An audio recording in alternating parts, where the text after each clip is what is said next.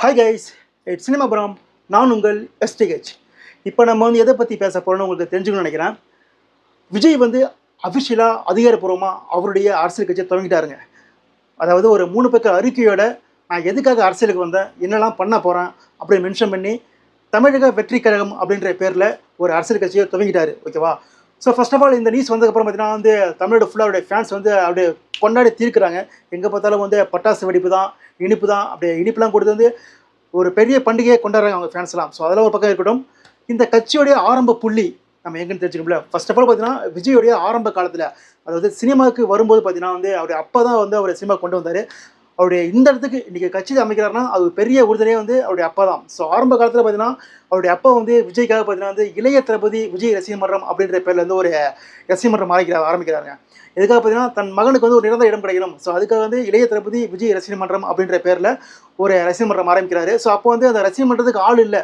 அப்போ தன்னோட ஆஃபீஸில் வேலை பார்க்குறவங்களாம் வந்து அந்த மன்ற உறுப்பினர் சேர்க்குறாரு. ஸோ அவங்க மூலமாக நிறைய பேரை வந்து உறுப்பினமாக அந்த மன்றம் சேர்க்குறாங்க. ஸோ கொஞ்சம் கொஞ்சமாக அந்த மன்றம் குரோத் ஆகுது, விஜயும் குரோத் ஆகுறாரு. ஸோ நாளடைவில் அந்த மன்றம் வந்து பார்த்தீங்கன்னா மக்கள் இயக்கமாக மாறுது. ஓகேவா? ஸோ மக்கள் இயக்கமாக மாறினதுக்கப்புறம் இன்னும் கொஞ்சம் வந்து விஜய் வந்து தன்னுடைய வாழ்க்கையில் வந்து டெவலப் ஆகிட்டே வந்துட்டு இருக்காரு. ஸோ ஒரு ஸ்டேஜுக்கு வந்ததுக்கப்புறம் எஸ்சிஎஸ்சிக்கு ஒரு ஆசை வருது. தன் மகன் ஏன் அரசியலுக்கு வரக்கூடாது, ஏன் இந்த நாட்டை ஆளக்கூடாது அப்படின்ற ஆசை வருது. ஸோ அதனால் பார்த்தீங்கன்னா வந்து எஸ்சிஎஸ்சி வந்து விஜயை கேட்காம வந்து அனைத்து இந்திய தளபதி விஜய் மக்கள் இயக்கம் அப்படின்ற பேர் வந்து ஒரு அரசியல் கட்சியை ஆரம்பிக்கிறாரு. ஓகேவா? ஸோ அந்த கட்சியை ஆரம்பித்த 1 ஹவரில் பார்த்தீங்கன்னா விஜய் வந்து ஒரு அறிக்கை விடுறாரு. அந்த கட்சிக்கும் எனக்கும் எந்த சம்மந்தமும் கிடையாது. என் அப்பா ஆரம்பித்து அந்த கட்சிக்கும் எனக்கும் எந்த சம்மந்தமும் கிடையாது. என் பெயரையோ புகைப்படுத்தி யாராவது இது வந்து பயன்படுத்தினால் அவங்க மீது வழக்கு தொடரப்படும் அப்படின்ற பேர் வந்து பயங்கரமாக வார்னிங் கொடுக்குறாரு. சொல்லப்போனால் கேஸே போட்டார். தன் அப்பா மேலே கேஸே போட்டார். ஆனால் வந்து விஜய்க்கு வந்து அரசியல்வாசி கிடையாதா அப்படின்னு கேட்கக்கூடாது. விஜய்க்கு அரசியல்வாசி அப்போ இருந்துச்சு. ஆனால் அப்போ அவருக்கு வந்து அந்த அரசியலுக்கு உள்ளே வர்றதுக்கு அவர் அந்த இடமா அந்த டைமாக அவர் பார்க்கல. ஸோ இப்போ வந்து பார்த்தீங்கன்னா விஜய் வந்து அவருடைய பீக் டைம். ஸோ இந்த டைமில் வந்து ஒரு புதிய கட்சி ஆரம்பிச்சிருக்கிறதா வந்து அவர் அபிஷியலாக வந்து வெளியிட்டாரு ஒரு 3 பக்க அறிக்கையோட. ஓகேவா? ஸோ இதில் வந்து அந்த 3 பக்க அறிக்கை இருக்குல்ல. ஸோ அதை பற்றி நம்ம டீட்டெயிலாக பார்க்க போகிறோம். இப்போ அதாவது அந்த அறிக்கை வந்து ஒரு மென்ஷன் பண்ணிருக்காருங்க. என்னன்னு பார்த்தீங்கன்னா 2024 நாடாளுமன்ற தேர்தலில் வந்து போட்டி போடுறது இல்லை. ஆனால் 2026 நம்ம வந்து தேர்தலில் போட்டியிட்டு ஒரு புதிய கட்சியை வந்து ஆட்சி கொண்டு வருவோம், நம்ம கட்சி வந்து ஆட்சி பெறுவோம், மக்களுக்கு நல்லது பெறுவோம் அப்படின்ற மாதிரி வந்து அப்படியே ஒரு பயங்கரமாக வந்து ஒரு அறிக்கை விட்டுருக்காரு. ஸோ இதெல்லாம் வந்து பார்க்கும்போது ஒரு சங்கர் படம் மாதிரி ஃபீல் ஆகுது. என்ன ரீசன் கேட்டிங்கன்னா 2 இயர்ஸ் வித்தின் 2 இயர்ஸில் வந்து ஒருத்தவங்க வந்து கட்சி ஆரம்பித்து அவருடைய சின்னத்தை வந்து தமிழகம் முழுவதும் எங்கே பட்டி தொட்டி முழுவதும் அவருடைய சின்னத்தை கொண்டு போய்ட்டு சேர்த்து மக்கள் மனதில் பதிய வச்சு அந்த கட்சியை வந்து மக்கள் மனதில் பதிய வச்சு ஸோ இப்படிலாம் பண்ணி ஓட்டு வாங்கி ஆட்சியை பிடிச்சிடுவாரா வித்தின் 2 இயர்ஸில் அப்படின்றது ஒரு பெரிய கேள்விக்குறி. இதெல்லாம் வந்து சினிமாவுக்கு சாத்தியம், ரியாலிட்டிக்கு நடக்குமான்றது பெரிய சந்தேகம். என்ன ரீசன் கேட்டிங்கன்னா இப்போ கிராமப்புறங்களில் பல பேருக்கு பார்த்தீங்கன்னா அவங்களுக்கு தெரிஞ்ச கட்சி ஒன்று பார்த்தீங்கன்னா இரட்டை இலை, இன்னொன்று உதயசூரியன். சார் 2 பேர் தான். இந்த 2 கட்சி தான் அவங்களுக்கு தெரிஞ்சதே. அவங்களுக்கு மேக்ஸிமம் தெரிஞ்ச வந்து ஜெயலலிதா, எம்ஜிஆர், கலைஞர். ஸோ இவங்க 3 பேர் தவிர மற்ற யாரும் தெரியாது. ஸோ அவங்களுக்கு தெரிஞ்ச 2 கட்சி தான். ஸோ அவங்கள்ட்ட வந்து அந்த கட்சியை மறக்கடிக்கிறது பெரிய ஒரு ஒரு காலக்கெடு தேவைப்படும். ஸோ அப்படி இருக்கும்போது அவங்க மனசில் கொண்டு போய்ட்டு தன்னுடைய கட்சியை பூர்த்தி பதிய வைக்கிறது வந்து ஒரு பெரிய டாஸ்க்கு. ஸோ இது வந்து விஜய் இப்படி பண்ண போகிறான்னு தெரியல. இது பண்ண முடியுமா தான் சீமானை வந்து கிட்டத்தட்ட வந்து 13 வருஷமாக அந்த போராடிட்டு இருக்காரு தனியாக. அந்த விவசாயின்ற சின்னத்தை வந்து அந்த மக்கள்கிட்ட வந்து பதிவு வைக்கிறது ஒரு பெரிய டாஸ்க்காக அவர் பண்ணிட்டு இருக்காரு. ஓகேவா? ஸோ இப்படி இருக்கும்போது விஜய் எப்படி அவருடைய கட்சியை வந்து 2 வருஷத்தில் உள்ள ஆரம்பித்து அந்த கட்சி சின்னத்தை வந்து வாங்கி அந்த கட்சி சின்னத்தை வந்து மக்கள்கிட்ட பதிவு வச்சு எப்படி ஓட்டு வாங்கி எப்படி சேம் ஆகும் அப்படின்ற ஒரு பெரிய கேள்வி இருக்குது. நீங்கள் உடனே கேட்கக்கூடாது அவருக்கு வந்து ஃபேன் பேஸ் அதிகம், அவருக்கு வந்து ஓட்டு ஈஸியாக வந்துடும் அப்படின்னு சொல்லக்கூடாது. ஃபேன் பேஸ் வேறு, ஓட்டு வேறு. ஏன்னா வந்து விஜய்க்கு ஃபேனாக இருக்கிற பல பேர் பார்த்தீங்கன்னா வந்து ஏடிஎம்கேல இருப்பான், டிஎம்கேல இருப்பான், நாம் தமிழில் இருப்பான், பிஜேபியில் இருப்பான். ஸோ வந்து இப்படி சப்போர்ட்டாக பிரிஞ்சு கிடப்பானுக்கா. இவங்களாம் வந்து எலெக்ஷன்ஸ் வரும்போது விஜய்க்கு ஓட்டு போடுவானா அப்படின்றது ஒரு பெரிய கேள்விக்குறியாக இருக்குது. ஓகேவா? ஸோ இதனால் வந்து ஃபேன்ஸோடைய கூட்டம் வேறு, வாக்கு வேறு. நீங்கள் வந்து விஜய் வந்து இன்றைக்கி மாநாடு போட்டால் கூட வந்து ஒரு பெரிய கூட்டம் கூடும். இப்போ வந்து திமுக அதிமுக தாண்டி வந்து ஒரு பெரிய கூட்டம் கூடும். என்ன ரீசன் கேட்டிங்கன்னா அவர் நடிகர், அவரை பார்க்கறதுக்கு அவ்வளோ கூட்டம் கூடும். ஆனால் அந்த கூட்டம்லாம் வாக்காக மாறுமான்றது ஒரு பெரிய கேள்வி. ஃபார் எக்ஸாம்பிள் கமல்ஹாசன் எடுத்துங்க. கமல் சார் கட்சி ஆரம்பிக்கும் போது வந்து அந்த ஃபஸ்ட்டு கட்சியோட இன்ட்ரடக்ஷன் பார்த்தீங்கன்னா வந்து ஒரு பெரிய மாநாடு நடத்துனாரு. ஸோ அந்த மாநாட்டிலேருந்து அவ்வளோ கூட்டம் பார்த்துனவங்களாம் அப்படியே பிரமிச்சு போயிட்டாங்க. ஆனால் அந்த கூட்டம்லாம் வாக்காக மாறலையே. வாக்காக மாறிச்சுன்னா இன்றைக்கி வந்து ஒரு பெரிய சக்தியாக இருந்திருப்பார். இன்றைக்கி பாருங்கள் ஒரு கட்சி எங்கே இருக்குன்னே தெரியல. ஸோ அதனால் வந்து அந்த கூட்டம் கூடனா கூட வாக்காக மாறுமாறது பெரிய சந்தேகம். ஸோ இப்படிலாம் இருக்கும்போது 2 வருஷத்தில் அந்த மனுஷன் வந்து ஆட்சியை பிடிச்சிடுவாரா அப்படின்றது ஒரு பெரிய கேள்விக்குறியாக இருக்குது. ஸோ அது வந்து போத்திட்டு தான் பார்க்கணும். ஸோ அதுக்கப்புறம் வந்து அவர் டார்கெட் பார்த்தீங்கன்னா யங்ஸ்டர்ஸுங்க. அதாவது அவருடைய டார்கெட் வந்து ஃபுல் அண்ட் ஃபுல் வந்து அந்த பழைய ஓட்டு இல்லை. அந்த பழைய ஓட்டு வந்து யாரும் கையே வைக்க முடியாது. அவங்களுக்கு தெரிஞ்சதுலாம் ரெட்டல்ல உதயசூரன். இதை மாற்றவே முடியாது. எந்த கொம்பம் வந்தாலும் மாற்ற முடியாது. அந்த ஓட்டு அப்படி தான் இருக்கும். அந்த ஓட்டு முடிஞ்சு அடுத்த ஜென்ரேஷன், இந்த ஜென்ரேஷன் இப்போ இருக்காங்களே, இவங்க வந்து அடுத்தது யாருக்கு ஓட்டு போட போகிறாங்க அப்படின்றது தான் வந்து வருங்கால அரசியல் திரும்ப நினைக்க போகுது. ஸோ அந்த ஓட்டை டார்கெட் பண்ணி தான் விஜய் வந்து உள்ளே வராரு. அந்த யங்ஸ்டர்ஸ் ஓட்டை டார்கெட் பண்ணி உள்ள வராரு. அந்த ஃபேமிலிக்குள்ளேயே அவங்க வந்து சில பேர் வந்து விஜய் பிடிச்சவங்க இருக்காங்க. சில லேடிஸ்க்கு வந்து விஜய் பிடிக்கும். ஃபேமிலிக்குள்ளே வந்து விஜய் படம் விரும்பி பார்க்குற லேடிஸ்லாம் இருக்காங்க. ஸோ அவங்களுக்கு விஜய் பிடிக்கும். ஸோ அவங்களாம் ஓட்டு போடுவாங்களா அப்படின்றது ஒரு சின்ன சந்தேகம் இருக்குது. ஓகேவா? ஸோ அந்த யங்ஸ்டர்ஸ் ஓட்டை டார்கெட் பண்ணி தான் விஜய் உள்ளே வராரு. ஸோ அதுக்காக பார்த்தா வந்து இந்த ஸ்டூடெண்ட்ஸ் 10வது 12வது படித்த ஸ்டூடெண்ட்ஸ் வந்து அதிக மார்க் வாங்கும்போது அவங்களுக்கு வந்து பணம் நகையெல்லாம் கொடுத்து வந்து கௌரவிச்சார். ஸோ இப்படி இருக்கும்போது யங்ஸ்டர்ஸ் ஓட்டை ஃபுல் அண்ட் ஃபுல் டார்கெட் பண்ணி தான் விஜய் வந்து அரசியலுக்குள்ளே வராரு. ஓகேவா? ஸோ அதுக்கப்புறம் அவருடைய எதிர்ப்பு யாராக இருக்க போகுது அப்படின்ற ஒரு கேள்வி இருக்குது. என்ன ரீசன் கேட்டிங்கன்னா, இங்கே வந்து ஏடிஎம்கே டிஎம்கே எப்போதுமே வந்து அகேன்ஸ்ட் தான். ஸோ பிஜேபி வந்து டிஎம்கேவே ஸ்ட்ராங்காக இருக்கிறாங்க. சீமான் வந்து ஏடிஎம்கே டிஎம்கே அப்புறம் பிஜேபி 3 பேரும் ஸ்ட்ராங்காக இருக்கிறாரு. ஸோ இப்படி வந்து இவங்களுக்குள்ளே வந்து ஒரு மாற்றி மாற்றி வந்து முட்டிட்டு மோதிட்டு இருக்காங்க.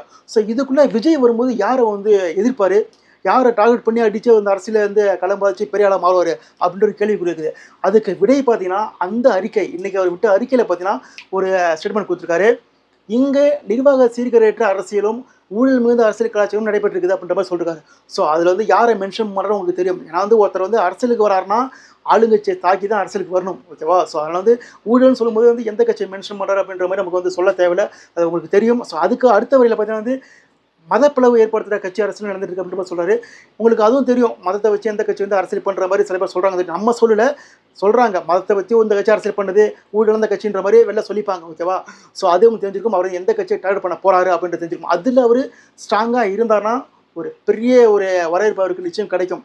ஒருவேளை வந்து கமல் வந்து பார்த்தீங்கன்னா அந்த கட்சி ஆரம்பிக்கும் போது டிவிலாம் உடைச்சார்ல, டிவி உடச்சிட்டு அந்த டார்ச் எடுத்து விட்டு டிவிலாம் உடச்சிட்டு இப்போ வந்து எனக்கு ஒரு சீட்டு கொடுங்கன்னு அதே கட்சி போய் நிற்கிறாரு. ஸோ இந்த நிலைமை விஜய்க்கு வராமல் அவர் எடுத்த முடிவில் ஸ்ட்ராங்காக கடைசி வரைக்கும் இருந்தானா நிச்சயம் அவருக்கு வந்து மக்கள் ஆதரவு கொடுப்பாங்கன்றது வந்து மறுக்கப்பட முடியாத உண்மை. ஓகேவா? ஸோ அதுக்கப்புறம் பார்த்தீங்கன்னா சோஷியல் மீடியாவில் விஜய்க்கு எப்படி சப்போர்ட் இருக்க போகுது அப்படின்ற ஒரு பெரிய கேள்வியாக இருக்குங்க.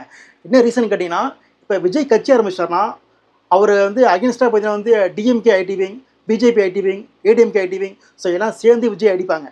இவங்க கூட சேர்ந்து ஒருவேளை வந்து ரஜினி ஃபேன்ஸும் அஜித் ஃபேன்ஸும் சேர்ந்து விஜய் அடித்தாங்கன்னா விஜய் கட்சி நிலைமை என்ன ஆகும் அப்படின்ற ஒரு பெரிய கேள்வி இருக்குது. என்ன ரீசன் கேட்டிங்கன்னா, இங்கே சோஷியல் மீடியா வந்து ஒரு பெரிய தாக்கத்தை உருவாக்குது. கிரவுண்ட் ரிலேட்டே தாக்குது. ஓகேவா? ஸோ அரசியலாக இருக்கட்டும், சினிமா இருக்கட்டும், ஸோ எல்லாத்தையும் வந்து சோஷியல் மீடியா பெரிய ரோலே பண்ணிட்டு இருக்குது. அதோட விளைவாக தான் பார்த்தீங்கன்னா விஜயகாந்த்ன்ற ஒரு பெரிய நல்ல மனுஷன் வந்து ஆரம்ப காலத்தில் வந்து அவருக்கு அகேன்ஸ்டாக மீம்ஸ் போட்டு ட்ரோல் மெட்டீரியலாக மாற்றி அவர் கட்சியே ஒன்றும் இல்லாமல் ஆகிட்டாங்க. ஸோ அப்படி இருக்கும்போது அதே நிலைமை விஜய்க்கே வந்துடுமோ அப்படின்ற ஒரு அஜம் இருக்குது. ஏன்னா கேட்டிங்கன்னா அதுக்கு காரணம் விஜய் ஃபேன்ஸ் தான். இங்கே வந்து அவங்க வந்து எந்த ஹீரோ ஃபேன்ஸும் விட்டுக்கல, எல்லா ஹீரோ ஃபேன்ஸ் சண்டை எடுத்து வச்சுருக்காங்க. முக்கியமாக சொல்லப்போனால் ரஜினி ஃபேன்ஸ் அகேன்ஸ்டாக இப்போ வந்து இந்த ஜெயில் ரிலீஸ் வந்துச்சுல, அது இந்த ரிலீஸ் அப்போ இந்த காக்கா கழுகதை வச்சுக்கிட்டு ரஜினி சாரை வந்து தரம் தாழ்ந்து பேசி அவரை ஃபேமிலி யூஸ் டெத் யூஸ் பண்ணி சொல்லப்போனால் ரோட்டில் வந்து போஸ்டர் விட்டு ரொம்ப கேவலமாக பண்ணிட்டாங்க.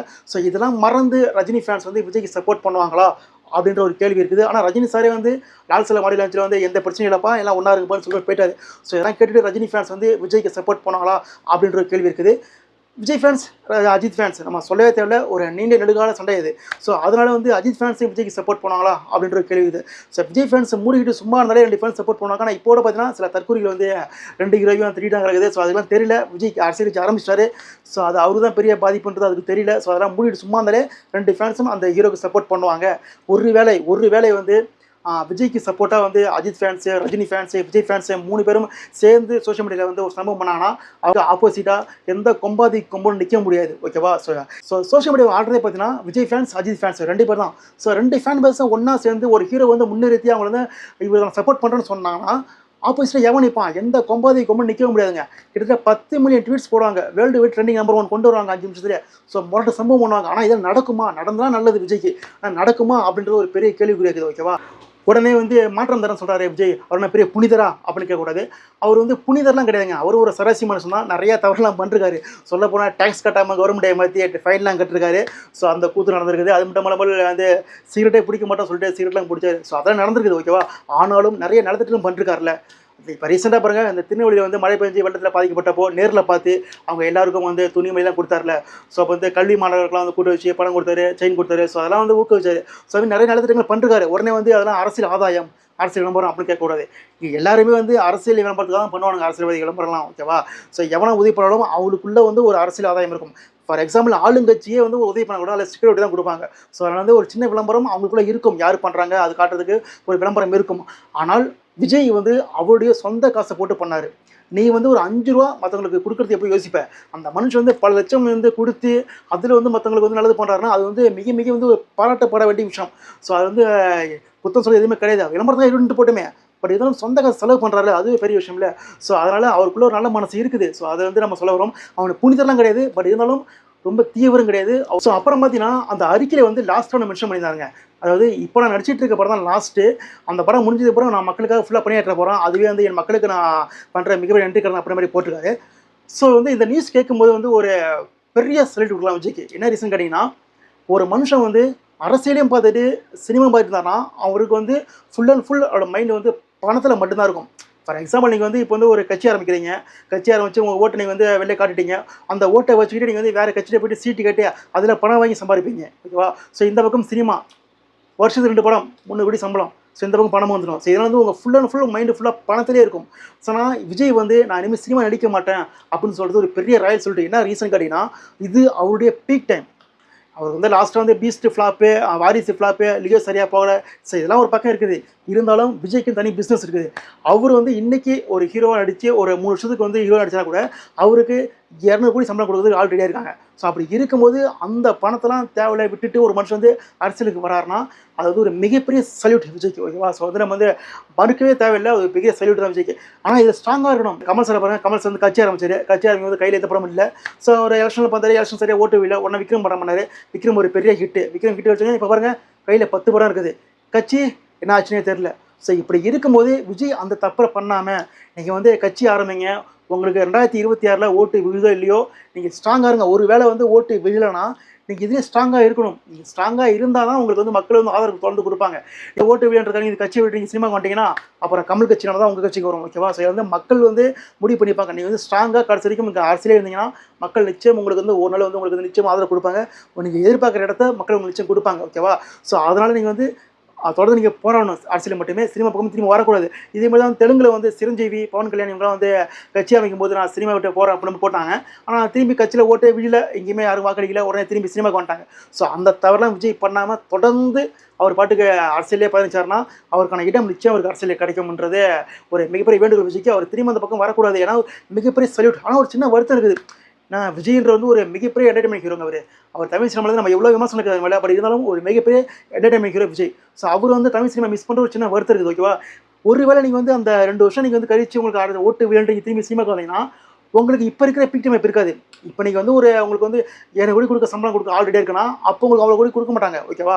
ஸோ அதனால் அது நீங்கள் பார்க்கணும். நீங்கள் இதை விட்டு அதை விட்டு ரெண்டையும் விட்ட மாதிரி ஆகிடக்கூடாது. அது வந்து கரெக்டாக விஜய் முடிவு பண்ணிருப்பாரு. ஏன்னா ரொம்ப நாளாக யோசிச்சு எடுத்துருப்பாரு. ஏன்னா அவருடைய பீக் டைம். ஸோ அதை விட்டுட்டு போகிறாருன்னா நல்லா யோசிச்சுட்டு முடிவு பண்ணுறப்பாரு. திரும்ப ஒரு சினிமா பக்கம் வரமாட்டார்னு நம்ம நம்புகிறோம்.